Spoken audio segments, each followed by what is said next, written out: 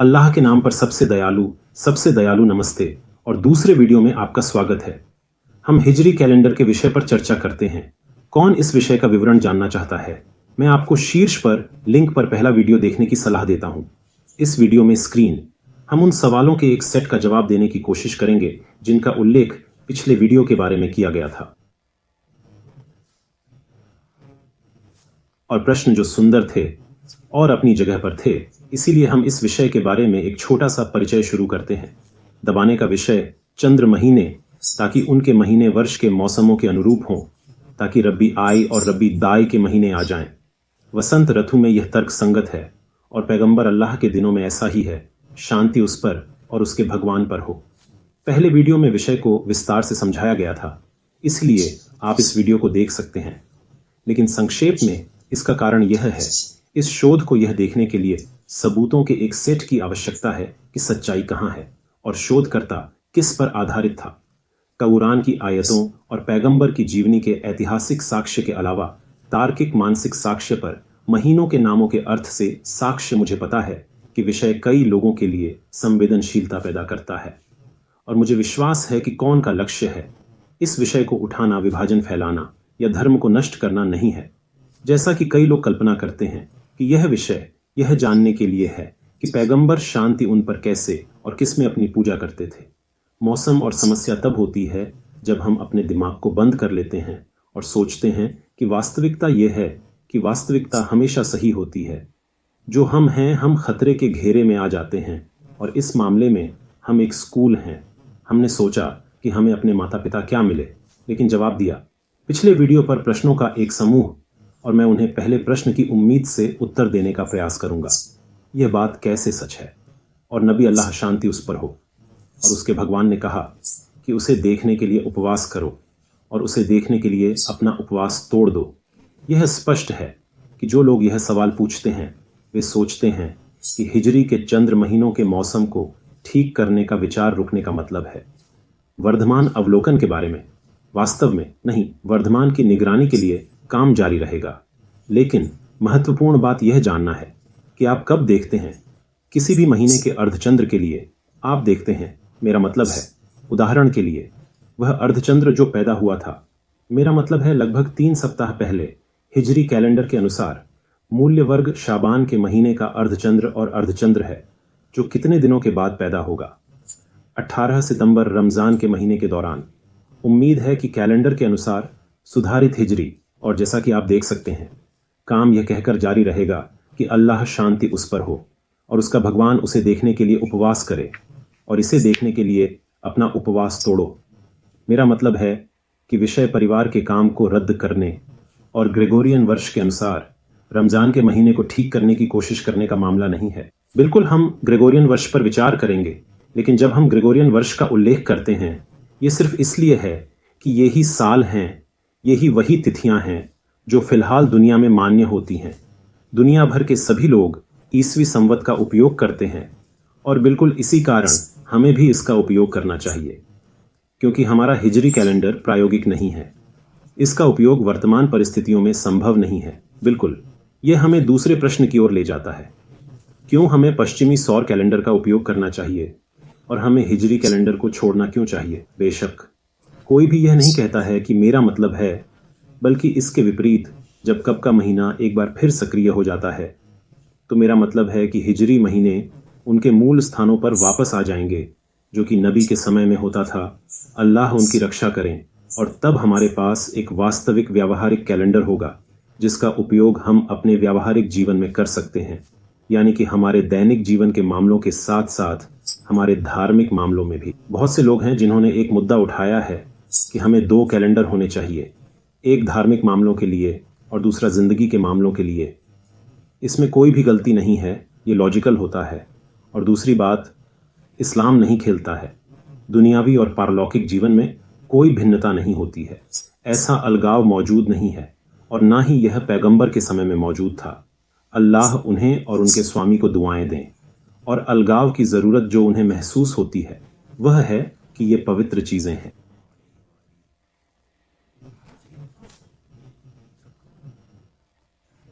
दो कैलेंडर की घटनाएं समाधान है, मतलब कि एक समस्या है मेरा मतलब है कि हकीकत में जब हिजरी कैलेंडर का मूल्यांकन किया जाता है तो हर 32 महीने में एक 22 का महीना और जोड़ा जाता है। हमारे महीनों की निगरानी अर्धचंद्र से की जाती है, मतलब कि आपके पास दिन के लिए एक संकेतक निशानी होगी, जैसे कि ब्रह्मांडीय जो अर्धचंद्र है जिसे हम हर दिन और एक ही समय में देख सकते हैं। आप 22 का महीना और जोड़ते हैं ताकि महीने अपने मौसम में रहें। और जैसा कि हमने पहले समझाया था कि महीने अपने मौसम में रहते हैं, शायद लोग वर्तमान में इस विषय के महत्व को महसूस नहीं करते हैं, लेकिन अतीत में कृषि और व्यापार के सभी मामले रथुओं से जुड़े हुए थे। मेरा मतलब है कि मैं आपको ज़कात देने के मुद्दे का एक उदाहरण देता हूँ। कृषि के क्षेत्र में काम करने वालों के लिए ज़कात देना तब जब भेंगापन स्थानांतरित किया जाता है। किसान के लिए कब भेंगापन स्थानांतरित किया जाता है? उदाहरण के लिए फसल के मौसम के बाद, उसके द्वारा लगाए गए उत्पाद को बेचने के बाद। और यह विषय आसपास की भूमि के मोड़ से संबंधित है, सूर्य का। मतलब कि शब्द भेंगापन को परिवर्तित करता है कि किसान के लिए फसल का मौसम से जुड़ा होता है। हिजरी महीनों से बंधा नहीं है, जो हर साल 11 दिन वापस क्रॉल करता है, जिसका मतलब है कि हर साल उसी समय फसल काटेगा और यह मौसम से संबंधित है और यह फसल को बदलने का विचार है। और हम वैसे ही हैं जैसे आप देखते हैं कि आज हम सभी ग्रेगोरियन कैलेंडर का उपयोग करते हैं। इसे स्वीकार करें या न करें, हम हिजरी कैलेंडर को पहचानते हैं। इसका इस्तेमाल हमारे प्रायोगिक मामलों में नहीं किया जा सकता है। हमने हिजरी कैलेंडर को अभी तक केवल धार्मिक अवसरों के लिए ही उपयोग किया है, क्योंकि यह एक प्रकार का मूल्यांकन है जो मनुष्य की आवश्यकताओं के साथ मेल नहीं खाता। क्योंकि कैलेंडर मास को हटा देने के बाद यह एक मनमाना कैलेंडर बन गया है जो मौसमों के साथ चक्र बदलता है, और महीनों ने अपने अर्थ खो दिए और मुसीबतों ने हज और व्रत की पूजा में अपना रास्ता भेद लिया, क्योंकि यह मौसम नहीं है। स्वाभाविक रूप से ब्रदर्स, अगर काब का महीना दोबारा लौटाया जाता है तो आप सर्वशक्तिमान अल्लाह की करुणा और न्याय की पहचान करेंगे, क्योंकि वह समय होगा जब पृथ्वी पर हर कोई लगभग समान घंटों और हल्के मौसम में व्रत रखेगा, और पिलग्रिम्स हज की रस्मों को उस मौसम में पूरा कर पाएंगे जब मक्का में मौसम सबसे अच्छा होगा और खोए हुए पवित्र महीने वापस आ जाएंगे। मुसलमानों की विरासत और कोई भी इस पर ध्यान नहीं देता है, और यह एक मौसमी महीना है जिसमें वन्य जीवों को संरक्षित करने के लिए भूमि पर शिकार करना मना है। दूसरा सवाल, लेकिन कई महीने 12 महीने हैं, हम एक महीने को जोड़ने के लिए एक महीने को कैसे जोड़ते हैं? कई महीने 13 महीने। बेशक जवाब, यह सवाल बहुत महत्वपूर्ण है, और इस सवाल का जवाब देने के लिए हमें समझना चाहिए कि यह महीना कहाँ से आया है, जो हर 32 महीने में जोड़ा जाता है, जो दबाने का महीना है। याद रखें कि यह महीना दिनों का जमावड़ा है। सौर वर्ष, वर्ष के वर्ष और चंद्रमा के महीनों की संख्या के बीच का अंतर, इन दिनों के 12 को छोड़कर, जो प्रत्येक वर्ष लगभग 11 दिन होते हैं, एकत्र किए जाते हैं, और इसे तब जोड़ा जाता है जब कुल एक पूरा महीना बन जाता है, जिसका अर्थ है कि दबाने की प्रक्रिया प्रकट हो सकती है। यह एक अतिरिक्त प्रक्रिया है, लेकिन वास्तव में यह उन दिनों का संकलन है जिनकी गणना नहीं की गई है, और इसकी गणना की जानी चाहिए। और इन दिनों जब वे बचे हैं तो वे मौसमों पर महीनों के घूर्णन की ओर ले जाते हैं। जब अल्लाह सर्वशक्तिमान ने महीनों की संख्या 2 महीने निर्धारित की, यह एक संकेत है कि निर्माता ने सूर्य के चारों ओर पृथ्वी को मोड़ने में कई चंद्र महीनों को जोड़ा। यह भी पहले वीडियो में समझाया गया है। हम इसे यहाँ दोहराते हैं क्योंकि अल्लाह सर्वशक्तिमान ने बताया कि यह 12 महीने है, क्योंकि पृथ्वी को सूर्य के चारों ओर घूमने में लगने वाली अवधि में अधिकतम 12 चंद्र महीने हो सकते हैं। निश्चित रूप से जब हम कुरान में स्पष्ट संदर्भों के लिए इस संदर्भ को जोड़ते हैं कि सूर्य और चंद्रमा का उपयोग समय की गणना के लिए किया जाना चाहिए।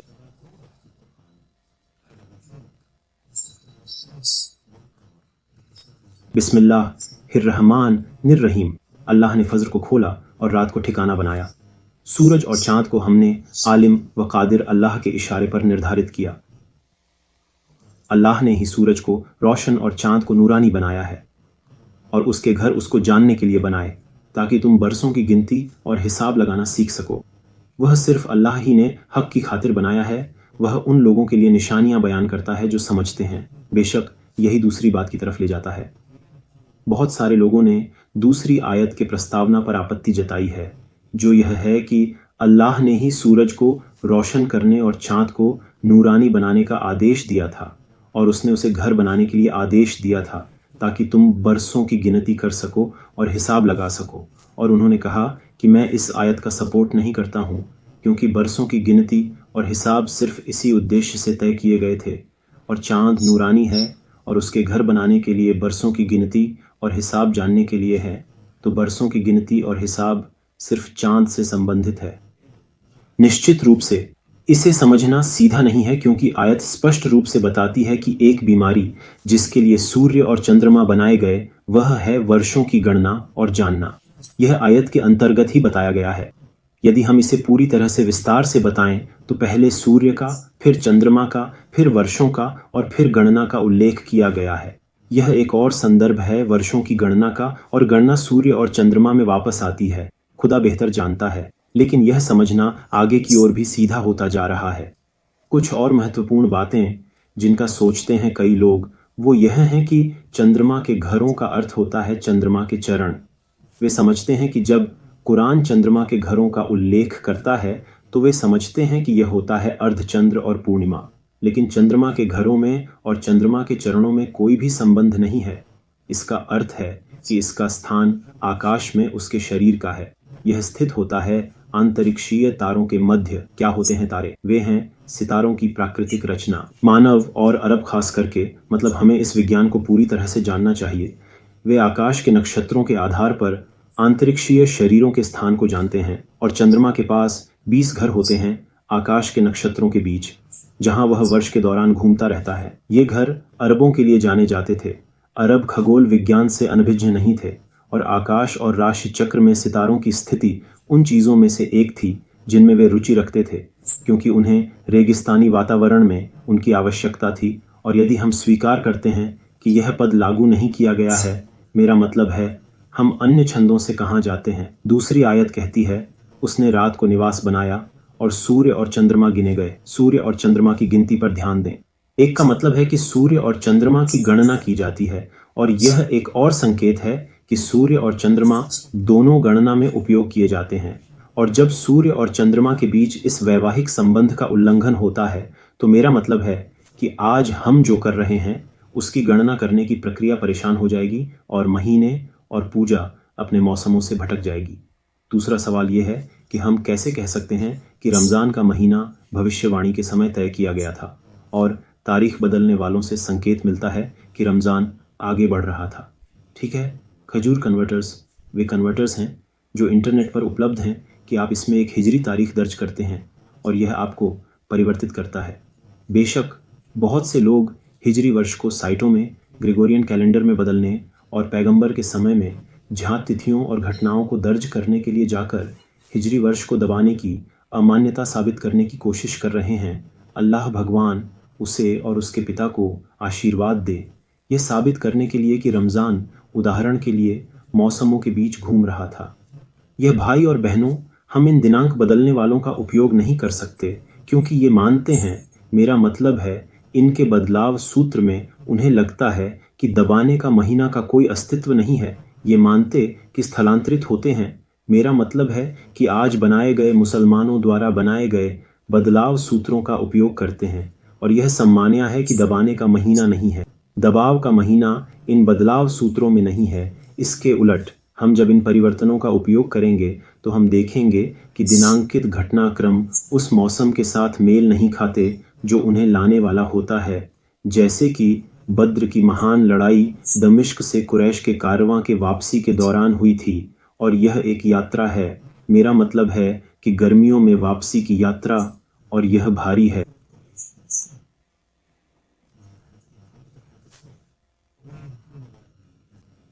किशमिश के साथ ये काफिला शुरुआती शरद अर्थु में लौटता है, और चूंकि हम जानते हैं कि बद्र की लड़ाई वर्ष 2 एच में हुई थी, रमजान वर्ष 2 एच में ही हुई, इसलिए जब हम इस तारीख को कन्वर्टर में दर्ज करें तो वह मार्च के मध्य तीसरे महीने के अनुरूप होगा, और यह कुरैश के काफिले से लौटने की तारीख से मेल नहीं खाता है। ये एक और सबूत है कि रमज़ान शरद रथु के मौसम में आता था, और ट्रांसफॉर्मर की त्रुटि यह दिखा रही है कि सुन्नत को दबाने की प्रक्रिया नबी सल्लल्लाहु अलैहि वसल्लम के दिनों में चल रही थी। एक और सबूत कुरान में है जिसमें मौसम की स्थिति का वर्णन किया गया था, वह तबुक की युद्ध है। अल्लाह 5 मुनाफिकों को ताड़ना चाहते हैं, वे जो अल्लाह के दूत मोहम्मद सल्लल्लाहु अलैहि वसल्लम का पीछा कर रहे हैं। तबुक में लोगों का पीछा करें। वे जो खुद को अल्लाह के दूत के खिलाफ कर रहे हैं, वे अपने माल और अपने आत्मा के साथ जिहाद करने से घृणा करते हैं और कहते हैं, गर्मी में मत जाओ, कहने वाले, जहन्नुम की आग अधिक गर्म है। अगर वे इंजील को समझते तो यह स्पष्ट रूप से दर्ज हुआ होता कि हमला गर्मी में था, और अलेप्पो के इतिहास के अनुसार हमला रजब नामक महीने में हुआ था। यह 1 साल का सफ़र था। अब हिजरी तिथि से ग्रेगोरियन खजूर परिवर्तक पर चलते हैं।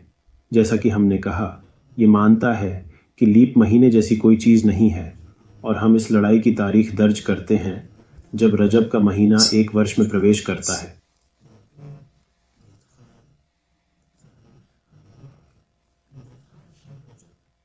नौ हिजरी हमारे पास होगी कि लड़ाई नवंबर में हुई थी। इसमें गर्मी है, ये देर से शरद अर्थु में 1 महीना है, और ये कुरान के रिकॉर्ड के विपरीत है। लड़ाई भीषण गर्मी में हुई थी, तो गलती कहाँ है? गलती ये है कि हिजरी तिथि को ग्रेगोरियन में बदल दिया जाता है। दबाने के महीने से मुक्त जो पवित्र महीना है, जिसे अरब कैलेंडर में महीनों के बीच जोड़ते थे, उनका वर्ष वे हर 32 महीने में 1 महीना जोड़ते थे। दूसरा सवाल एक कहानी है जो दावा करती है कि इमाम उस पर है शांति वह उपवास से प्यार करता था, वह गर्मियों के उपवास से प्यार करता है, और यह उपन्यास अगर सच है तो ये प्रमाण नहीं है कि रमज़ान गर्मियों में आता था, क्योंकि अल्लाह के माता पिता अपने कई स्वैच्छिक उपवास के लिए जाने जाते हैं, और वह शांति उस पर हो। ये उपन्यास सच है, वह गर्मियों में व्यक्तिगत रूप से उपवास करना पसंद करता था, और हम अनुमान नहीं लगा सकते इस कहावत के साथ, और हम सभी कुरान और मानसिक और ऐतिहासिक साक्ष्य छोड़ते हैं जो इंगित करता है कि अरब महीने थे इन महीनों के मौसम को बनाए रखने के लिए टैंप। दूसरा सवाल, आप कैसे दावा करते हैं कि जमादा के महीने गर्मियों में आते हैं और जमादा का मतलब ठंड होता है? का उत्तर ये सवाल एक और सवाल पूछने के लिए है, क्या इस बात पर आम सहमति है कि जमादा के महीने बाद आते हैं मासिक वसंत? सभी जानते हैं कि यह रब्बी आई जुमादा आई है, पर लोक की निर्जीव वस्तुएं तो वसंत अर्थु के बाद ठंड का मौसम कैसे आता है? निर्जीव वस्तुएं यहाँ अनाज की कठोरता के अर्थ हैं, और जौ पक गया और यह अरबों की जीभ में आ गया। पृथ्वी जम गई, मेरा मतलब है कि बारिश नहीं हुई। ऊंट जम गया, कहते हैं उसका दूध जम गया। जिस साल बारिश नहीं हुई, और यह गर्मी के मौसम का वर्णन है। एक और सवाल यह है कि कैसे दोहराया जाए। बुरा कर्म और श्लोक कहता है कि यह अविश्वास में वृद्धि है। बुरा उत्तर जो आप कविता के बारे में बात कर रहे हैं वह है अपमान पवित्र महीनों के हेरफेर की ओर जाता है, इसलिए वह हल करता है जो अल्लाह को मना किया गया था, और इसका प्रक्रिया से कोई लेना देना नहीं है। सुन्नत को दबाना और उसे सीधा करना, भले ही वह सुन्नत का मूल्यांकन करने के उद्देश्य से बुरे की प्रक्रिया हो, वास्तव में अविश्वास में वृद्धि। अगर हम हर चंद्र मास में सबसे छोटे बुरे की प्रक्रिया क्यों करते हैं, जैसा कि आप जानते हैं कि पूरे महीने चांद लगभग 29 दिन और 1.5, ठीक है, यह आधा कहाँ जाएगा? हम हमेशा इसे अगले महीने के लिए जोड़ते हैं, इसलिए यदि यह महीना 29 दिनों का है तो अगला महीना 30 हो जाता है। एक दिन में चंद्रमास की लंबाई बदल गई है। मेरा मतलब है कि ब्रह्मांडीय रूप से ये नहीं बदला है, लेकिन हम एक महीने का दिन है 29 और दूसरे महीने 30, और इसका कारण इसे जोड़ना है।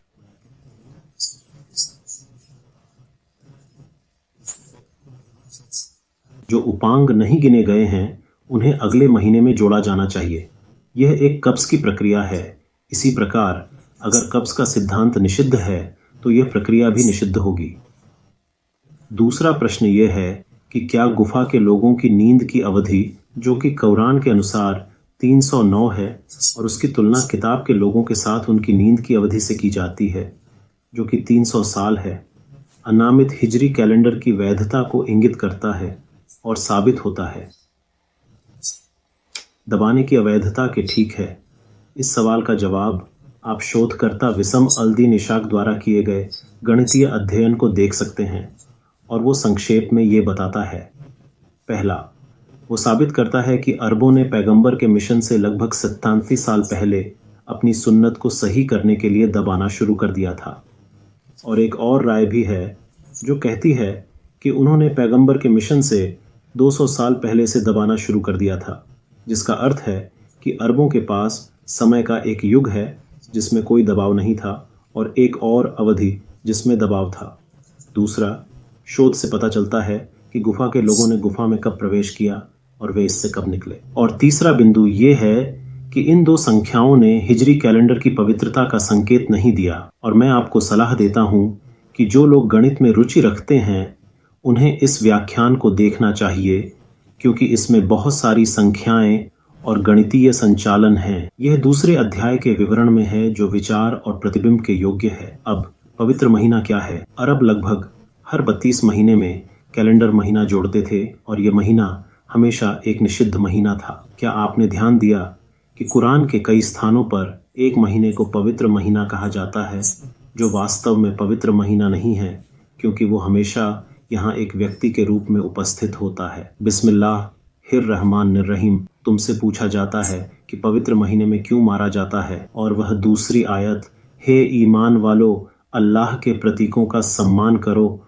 और पवित्र महीने का नहीं। और वह कहता है कि अल्लाह ने काबा को, वह पवित्र घर, लोगों के लिए खड़ा किया है, और पवित्र महीना। क्या यह आंकड़े हिजाब के कैलेंडर से लापता महीने के संकेत के रूप में लिए जा सकते हैं? क्योंकि इसे पाने का तरीका व्याख्याकारों में विवादास्पद है। कहीं न कहीं बोला गया है कि यह रजब का महीना है, और कहीं न कहीं कहा गया है कि यह आयत किसी भी पवित्र महीने के लिए लागू होती है। अब हम इस वीडियो के आखिरी भाग पर पहुंच गए हैं।